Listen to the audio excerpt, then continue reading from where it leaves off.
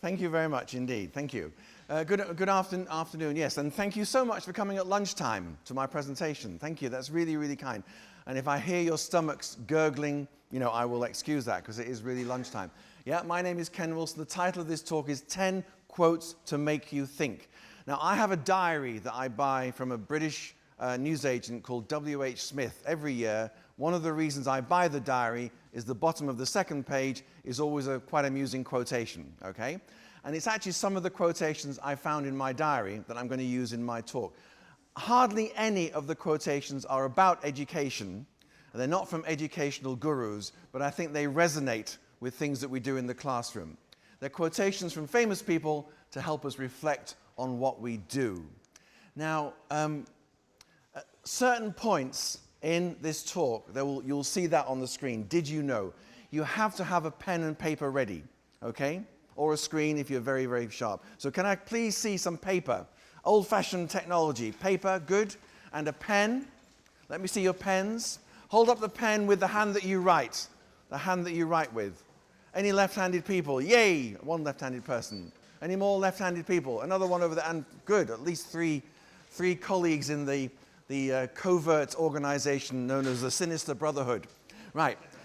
Okay, certain moments in this talk, there will be a did you know sign on the screen, and I will not say anything, read the information, make a note. It will not be there for very long. So speed reading is the key, okay? Speed reading when you see that sign.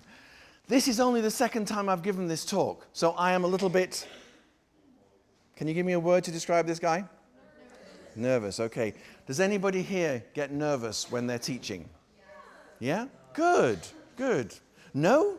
You don't get nervous when you go into a classroom. That's fascinating. Did you get nervous when you were a new teacher? Anybody? Did you ever get so nervous that something really, really stupid happened in the class? So you can say, I was so nervous, nothing horrible, of course. But think about the early days, especially if somebody was watching you, a director or something like that, and something really awful happened. I was so nervous, I did this. Think about it and tell somebody around you about that nervous moment. Tell somebody about the nervous moment. Come and sit in the middle section. Find a place in the middle section. You need to be near people and talk to them. Come on. It's okay. Just move in. Move in. Come on. Come in the middle section. Please come in the middle section. Come on. Find your way in. It's not difficult. You have to do something about this technology.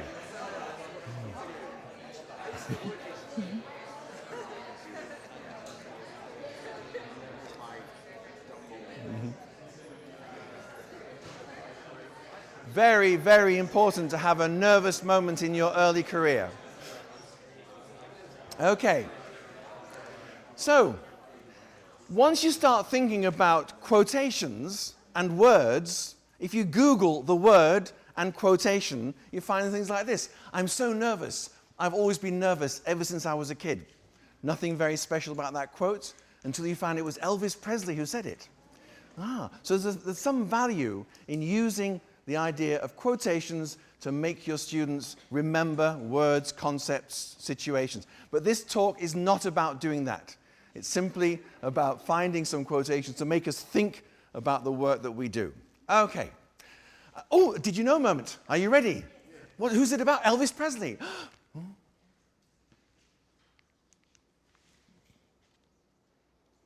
3, 2, 1, and it's gone. Sorry, you got to speed read at this thing, okay?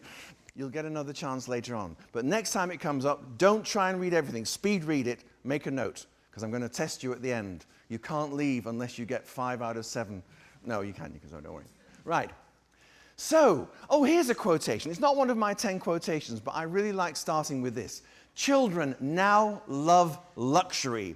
They have bad manners, contempt for authority, and show disrespect to their elders. They contradict their parents, chatter before company, gobble their food, and tyrannize their teachers. By the way, you can take all this down from my blog later. It's available on my blog, so don't try and write them all down. This, do you think is a modern quotation? Is it? It's not originally in English. Anybody, any idea who said this? Someone in Greece. Excellent. Huh? That's a fantastic answer. And thank you very much for being the first one to offer an answer. It wasn't the right answer, but that's a great, really. No, I want to congratulate him on being the first, and really I do. This is part of my teaching method. How do I make that student who actually gave me an incorrect answer feel good about being the first one? Thank you very much. You're my Greek expert from now on, okay? It's not Seneca, did you say? Who is it? Anybody know? Who's the most obvious person you can think of in Greek philosophy? It is Socrates. Not me after last night's Petra Kucha, okay? Who lived 2,500 years ago. Isn't it wonderful news that children were bad 2,500 years ago? It's such good news because children should be bad. Children should be difficult. Children should question anything that the teacher says, okay? But I love this bit here. Chatter before company. Before as a preposition of place. Very rare. The only people who use chatter before as a preposition of place are American presidential candidates. Ladies and gentlemen, I stand before you this evening. You know, they always say, I stand before you this evening, not in front of you. Why? I stand before you this evening. Okay, so just keeping with Socrates, and I still haven't started my 10 quotes. Did anybody recognize this cartoon? Okay, who is the cartoonist? Gary Larson. Well done. You're my cartoon expert from now on. Okay, even if you know what it is, the boy with the red pullover, talk to each other. What is the boy with the red pullover saying? Just imagine what he's saying. Talk to people around you. Don't sit and look at your computer. That is nerdish. Turn around and talk to the guy, okay? Talk to real people. What's the guy with the red pullover saying?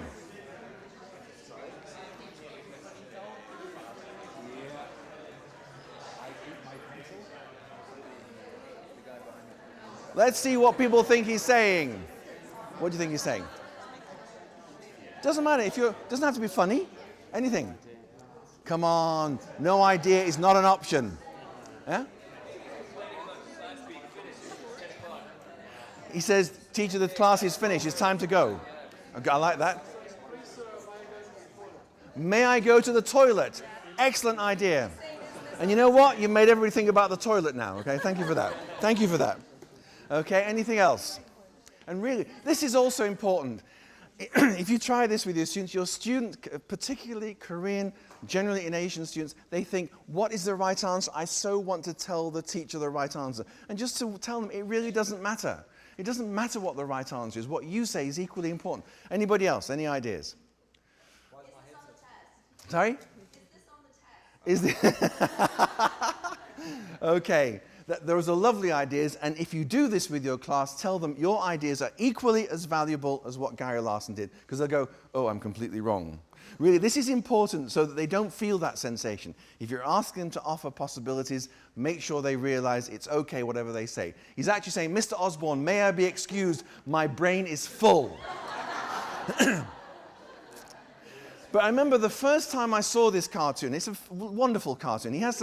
Gary Larson has some fantastic things about education. His teachers are always rather evil-looking people, you know. It's quite sad.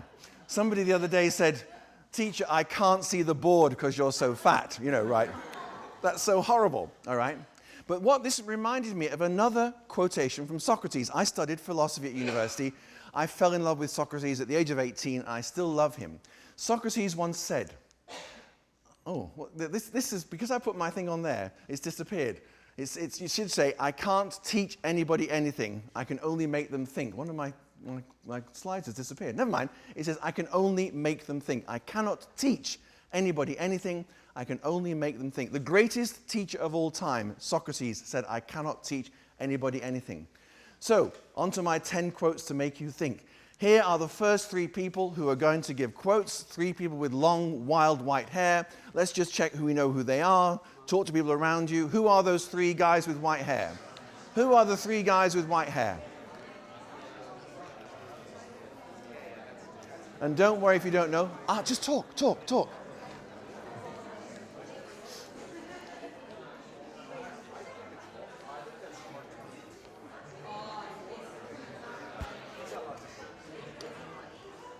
The gentleman on the left is Albert Einstein. The man in the middle is Mark Twain. The man on the right,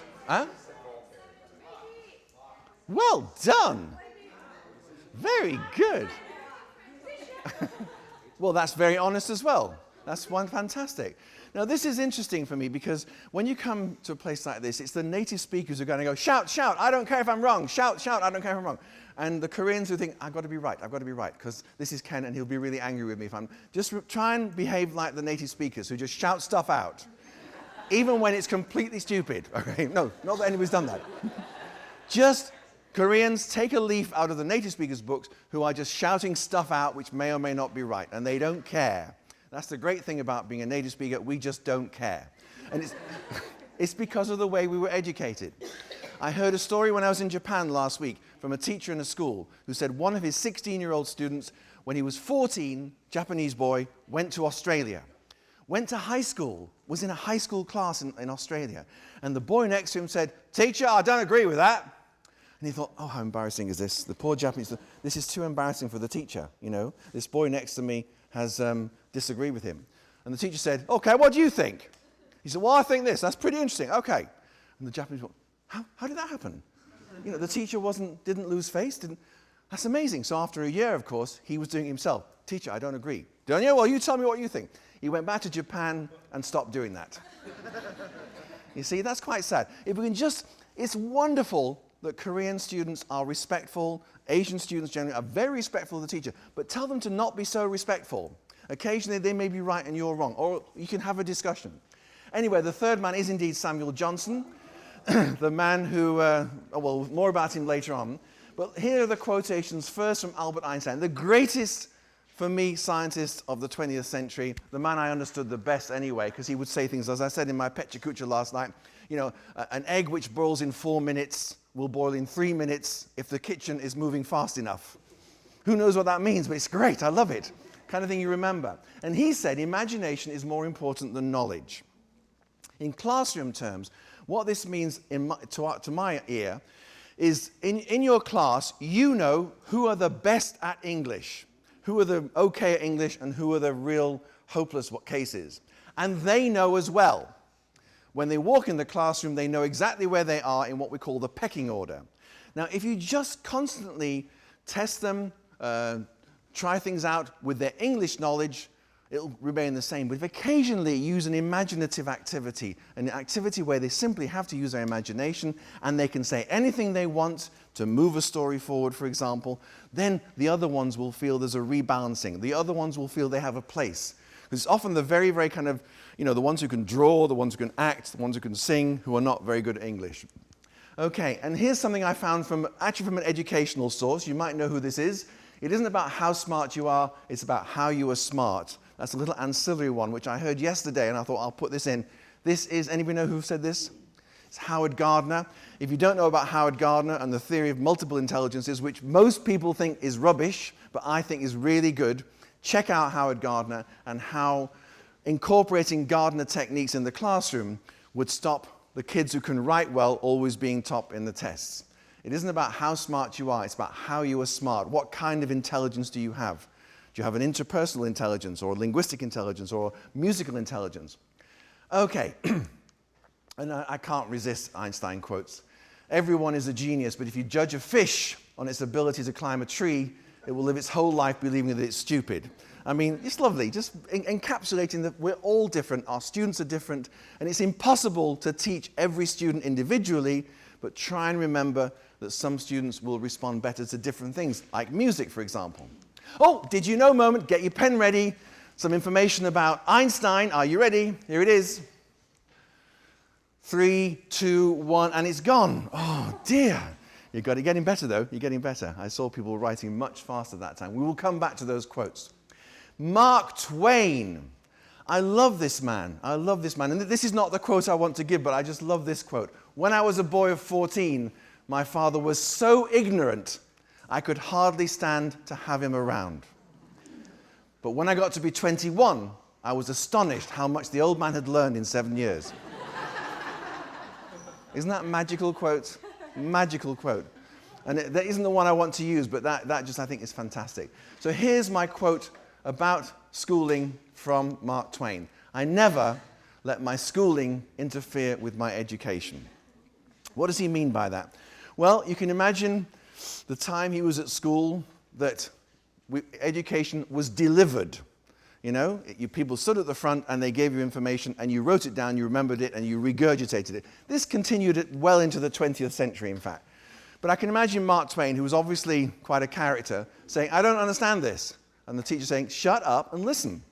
So in fact, his body stayed in the classroom, but he disappeared. That teacher had lost that student for the rest because he didn't access his imagination. So we don't want that to happen. Make sure that we try and include all our students and all the ways that they want to learn. It's easy for me to say, not easy to incorporate, but worth bearing in mind, students are not the same as each other.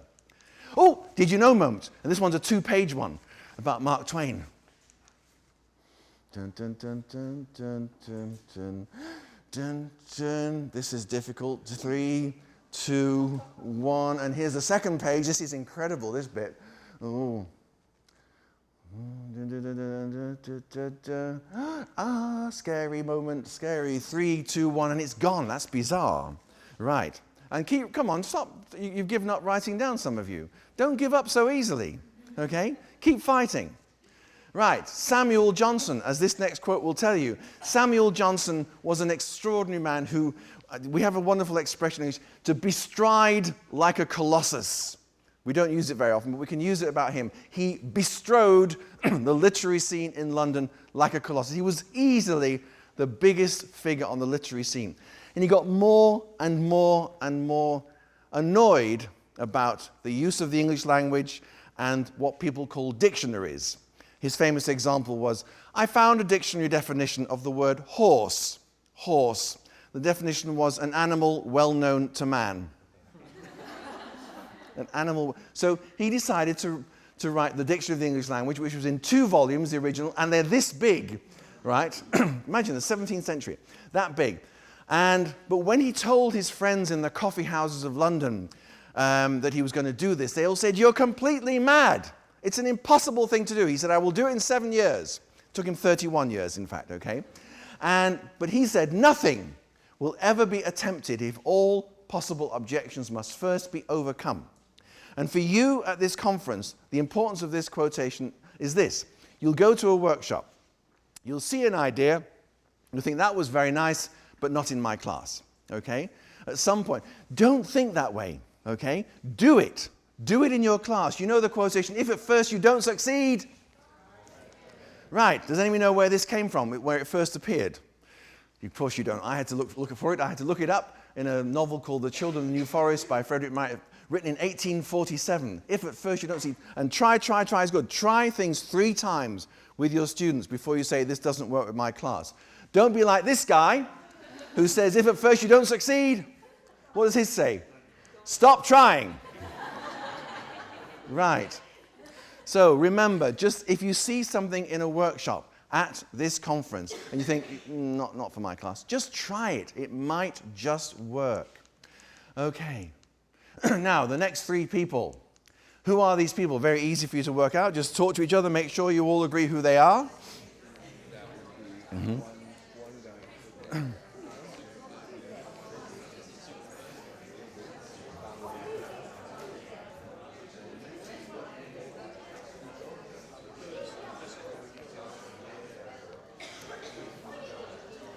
They are on the left, in the middle, on the right.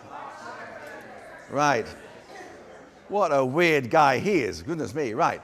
Okay, all 3 very important. Probably, I think everybody in this room has been affected by at least one, probably all 3 of these people. Now, Bill Gates. I quite like Bill Gates. I know people think he's a bit strange, but he does give a lot of money to charity, and he's married to an intelligent woman who says, let's do this with our money. You know, so he's got a good guidance from a good woman, which I have the same situation, so I completely empathize with that. So, but here's a quotation. I went to a conference last year, and I'm not misquoting. I wrote this down exactly as the person said it, who said, if you aren't using technology with your students, then you aren't teaching them the right way. And I felt very uncomfortable with that quotation, very uncomfortable indeed. And I don't think I was the only one. But there's a lot of people out there who say, don't miss the chances of technology. You've got to do it. Stop putting your head in the sand. And I think, you know, there's a balance about that. And this is wrong. So I looked up a quotation from Bill Gates just to see what he would say. And he said this, technology is just a tool. In terms of getting the kids working together and motivating them, the teacher is much more important than the tool. Bill Gates said that, right? The teacher is much more important than the tool. Always remember that. Whatever's happening in your classroom, whatever technology you're using, whatever kind of students you have, you are the key. What you do is the most important thing. Steve Jobs, lovely, wonderful Steve Jobs, but again, just a slightly different angle on something similar. He says, when older people look at a new piece of technology, they ask, what is it? Ah, what is it, this thing, this iPad thing, you know? Young people ask, what can I do with it? This is key to teaching teenagers particularly, okay? Not so much that they want to do stuff, but they will not, they're no longer physically and mentally capable of sitting in a place for 45 minutes and listening to you or reading something. Is not the way of being a teenager, to sit still, read and listen. You've got to find ways to incorporate movement, just at least, not even technology, movement into your classroom so they feel they're doing something different. A teenager would not, they would probably sit down for 45 minutes if they were by themselves, but they'd be online, they'd be multitasking. Remember that young people no longer understand the value of sitting and listening. I wish they did. It's nice if people sit and listen to somebody for 45 minutes, but they won't do it anymore. So bear that in mind when you're getting your lessons organized. Zuckerberg, I think, has anybody seen Social Network, the movie? Yeah? I don't know how accurate it is factually, but he does come across as a bit strange, doesn't he? Right from the very beginning. But he's transformed a lot of our lives. But he says, this next quote is, I think, awful. He wrote, a squirrel dying in front of your house may be more irrelevant to your interests right now than people dying in Africa. Ooh, you know? So Facebook updates, oh my God, there's a dead squirrel in front of my house. You know, next Facebook update, oh my God, I've just been reading about dead people in Africa, as if it's almost the same thing. So we'll leave that one behind. But he did also say this, people have a very basic desire to express who they are. Simple words and a simple philosophy behind Facebook. And I've just changed this slightly to express who they are, what they want, what they think, and what they know. And for me, if you can find some way to access one of those four, at least one of those four, in every lesson you do, when you're planning a lesson, am I going to help them to express who they are, what they want, what they think, or what they know? In other words, information about them, their desires, their opinions, and their knowledge, prior knowledge, then that's a good lesson if I've accessed one of those opportunities. If you look at your lesson plan and not a single one of those has been accessed, maybe you need to change it, okay? Another good one he wrote, a simple rule of business is if you do the easier things first, then you can actually make a lot of progress, and I just changed that to learning, and it's true. Start your class with something easy, a little mingler, something that everybody can do. Don't walk into the classroom and say, today, we're going to do the past perfect tense. It's really difficult. And half the class goes, melt, you know. I watched this wonderful teacher, an American woman teaching in Spain, and she had the most beautiful voice. And her students said, we prefer listening to her than doing anything else. So it is worth bearing in mind, this whole thing about teacher talking time. If you've got a great voice, they actually like your voice, you know. But she used to walk in, she said, hi Ken, I'm really pleased you're coming to my class today. I'm going to teach the second conditional. I said, terrific. So she walked into the class and said, gang, today we're going to do the second conditional, yay. And they all went, yay. I don't know what that is, but it sounds okay, you know. She said, here's an example. If I had $1 million, I don't have $1 million, I'm a teacher, huh? A little joke, you know. I'd buy a yacht. I'd buy a new car. I'd buy a house in Florida. And she went about 19 examples. And said, okay, any examples? And they went, no, you've got all the good ones there. So, sorry, that's just a little aside. Okay, but going into a classroom and saying, okay, now today could be quite difficult. Half of them go under the desks, at least mentally. But hey, let's do something a bit simple. Just stand up and yell something at somebody else. Ah! Sit down. Okay, start again. And you've done something easy that everybody can do. I don't mean just that, but you know, think of something a bit more constructive than that. Start your class with things that are easy to do for everybody in the class, and then do the stuff that might be more complex. Did you know moment? It must be about Mark Zuckerberg. Here it goes.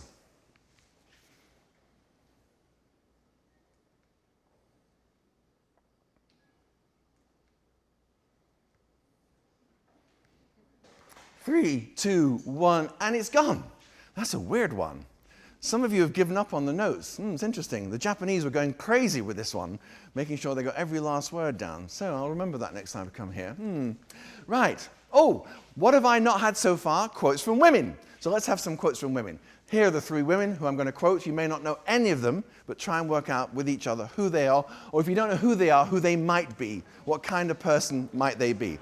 Talk, talk, talk. Come on, don't, don't disconnect.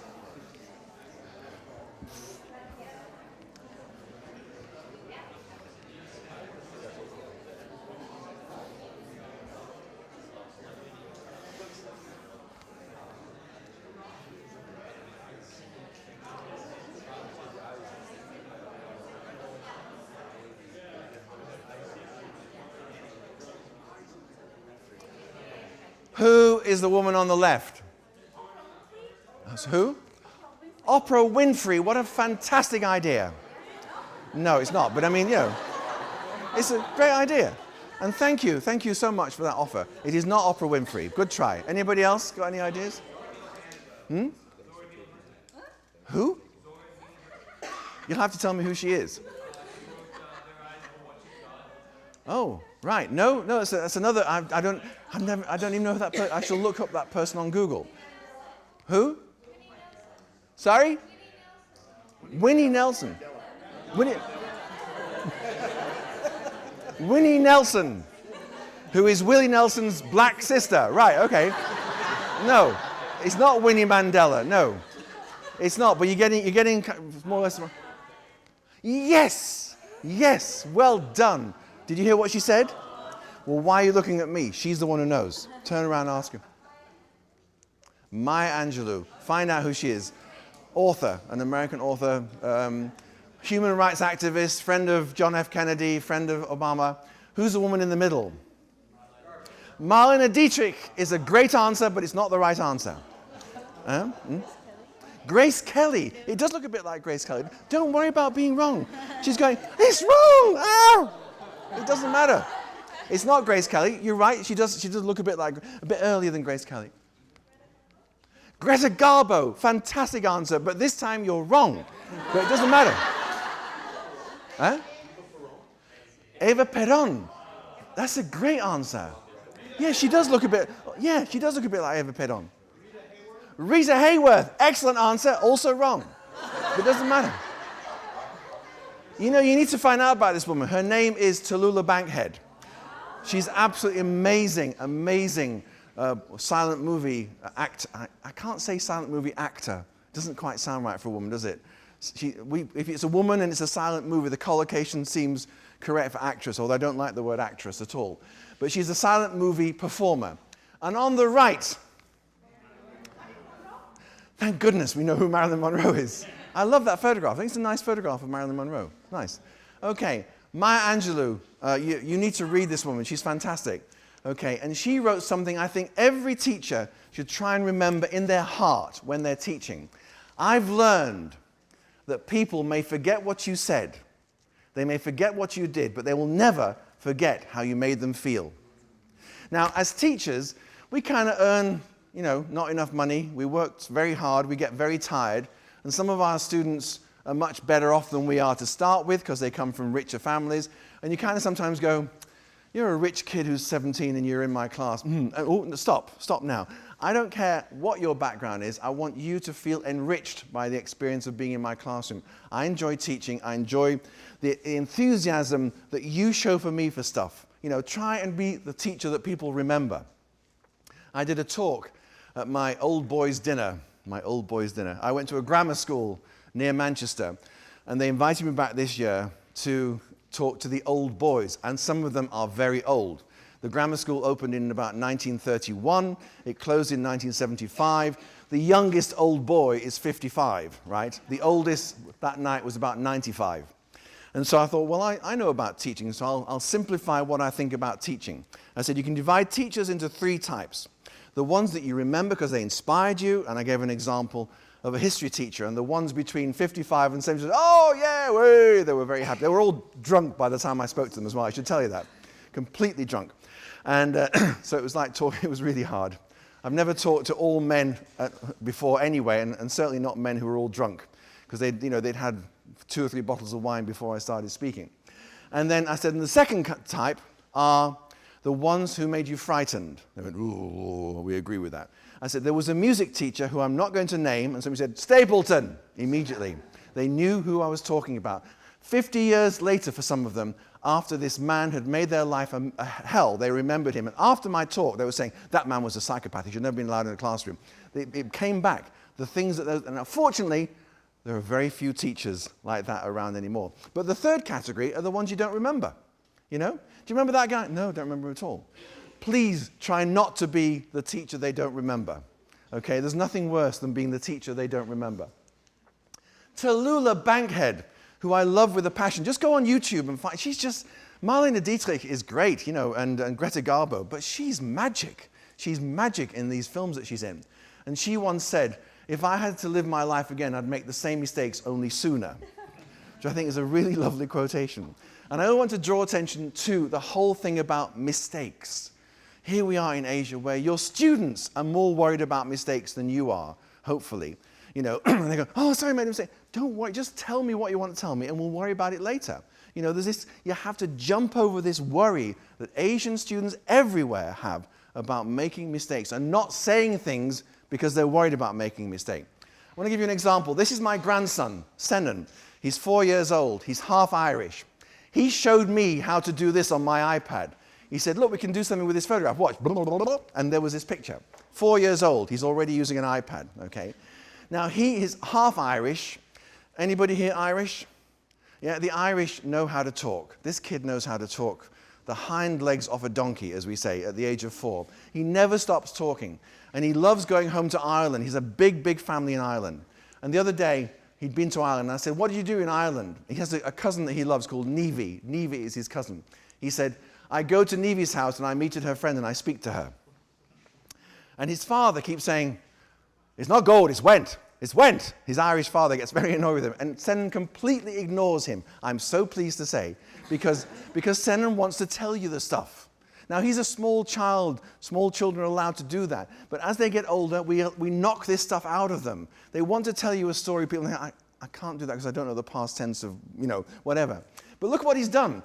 Goed, meted, and speakt. He knows how to do the 3 kinds of regular past tense. The d, t, and ud. You know, it's fantastic. I was so impressed by that. I said, Senan, do you realize that even at your age, you understand the 3? He went, no, I'm not interested. That's about grammar. And just while we're on the subject of technology, I thought I'd better put this photograph up. This is my other grandson, Morris.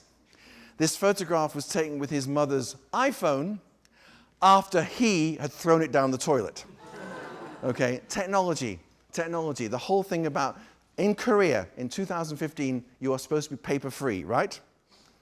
You do know this, don't you? That the government, do you not know this yet? The government plan, come on guys, you must know this.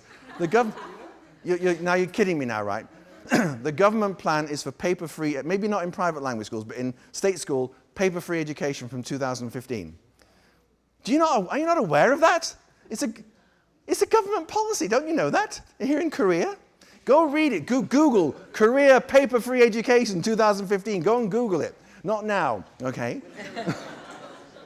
This is true. In 3 years' time, theoretically, your government is going to give every 10, 11-year-old a tablet.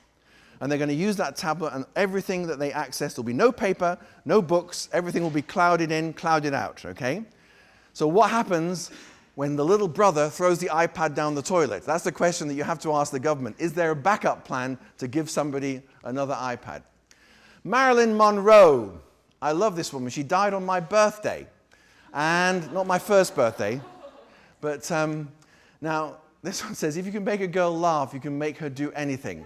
That's a bit naughty, that, isn't it? So it's the only naughty quote.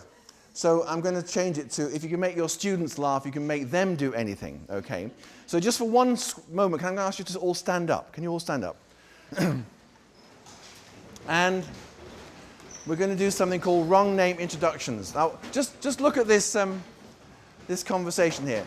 A says Fred, B says Betty, and they obviously know each other really well. How are you? I'm fine, but my name isn't Fred. Oh, isn't it? No, actually my name isn't Betty either. Isn't it? No.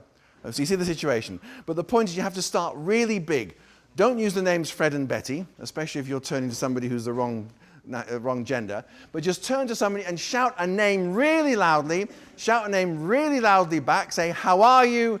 I'm fine. Actually, my name, and then find out what the real names are. Okay, just try it. Just try it. Turn to somebody, shout the name. I've got to get some water.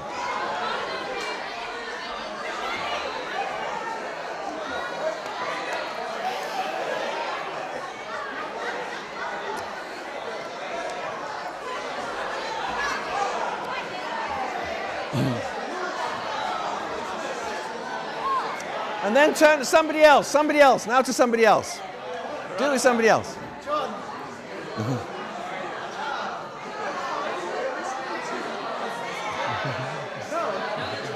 Actually,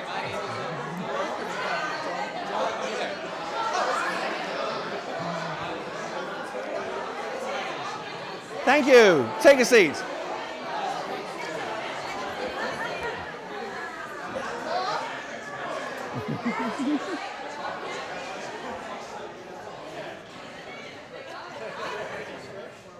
That's great. I took 10 seconds out to make you laugh. Oh, I didn't try and make you laugh. You made each other laugh by these names, okay? Just a nice moment out of the day to make your students laugh, and they'll have more fun. Okay, now finally, my final quotation involves these two people. Who are these two people? I hope you do know. The Obamas. Okay, anybody know how Barack and Michelle met each other? In a cafe. Lovely idea. She was his tutor at college. That's a great answer, but I don't think it's true. I don't think it's true. Hmm? Huh? What? E. What a thought. She was his team leader at work. Yay! Rock and roll. Absolutely fan. Did you hear what she said? Don't look at me. She knows, okay? This is a big thing as well. Stop repeating the answers, good answers from students. So that's right. He joined what's their kind of line of work? They're lawyers. He joined a law firm. She was looking after him. She basically showed him around the place, and he asked her out on a date. And she said, I can't go on a date with you. I'm your mentor. He said, you're showing me how to use the photocopier. What's the big deal? So they went out on a date. And one of their favorite restaurants is this place. Anybody from Chicago? Yeah? Do you know this restaurant? It's called Carnivale, apparently, I'm told. I've never been there. It looks wonderful.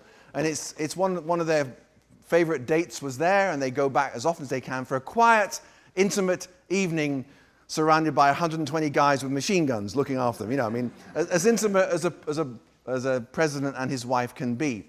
And one night at Carnivale, they were having this quiet, intimate dinner, and the owner of the restaurant walked up and said, Mr. President, Mrs. Obama, are you having a nice time? And they said, thank you very much. Yeah, it's great. Is the food okay? Everything's fine. You know, go away now. We're having a conversation kind of thing. He said, Michelle, you probably don't remember me, but I took you to the high school prom when we were 17. And she went, wow, yeah, yes, of course. Wow, amazing. He said, and like everybody in the class, I was completely in love with you. Mr. President, you made a great choice of wife. Hope you enjoy the evening, and went away. It's rather sweet, you know?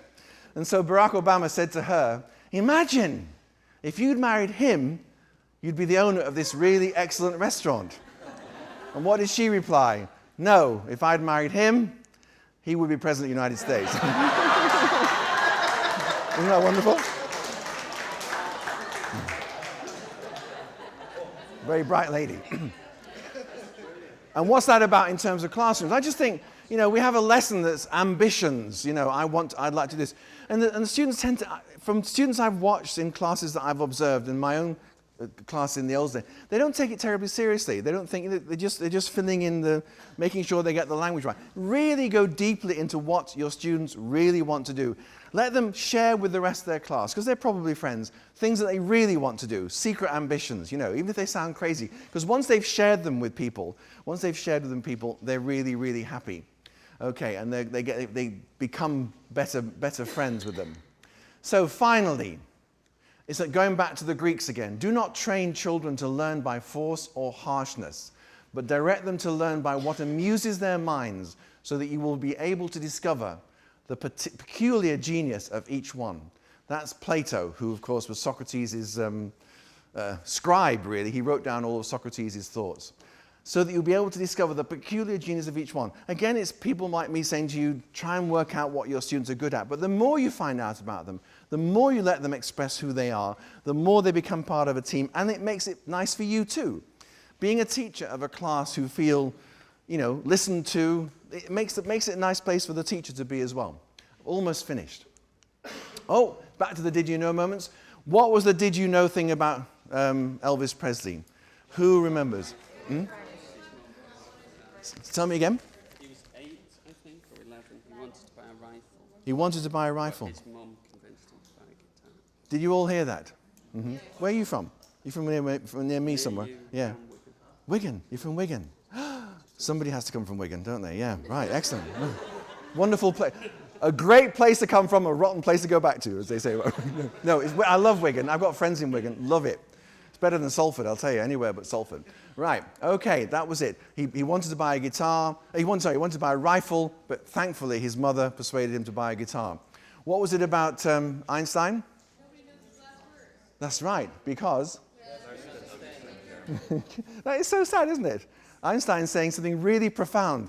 Ich möchte gern noch einmal ein Ding machen. Und hier mit meine letztere Wörter muss ich etwas sagen. She goes, I'm sorry, I don't speak German. It doesn't work. That's really, really sad. What was it about Mark Twain? The first part most people know.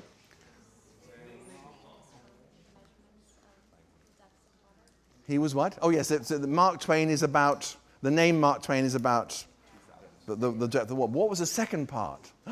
Remember the second part? Halley's Comet. Yeah. Well, he did the next day or something. Yeah, it's amazing. When he heard that he'd been born, you all know what Halley's Comet is? I mean, I'm not even sure I know what it is, but it keeps coming back every 70 years or something.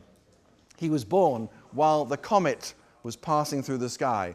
And at some point in his life said, I think I'm going to die next time that comet arrives. And it arrived and he died the next day. Weird stuff. And, there he is. It's the same thing, so that's it. During his life, he often predicted he would go out with it. Died the day after the next appearance of the comet in 1910. And Zuckerberg, what was the stuff about him? Sorry? Be careful what you say about dead squirrels. What was the bit of information about what he's doing these days? He learned to kill his food. Yeah. And learn Chinese. Yeah.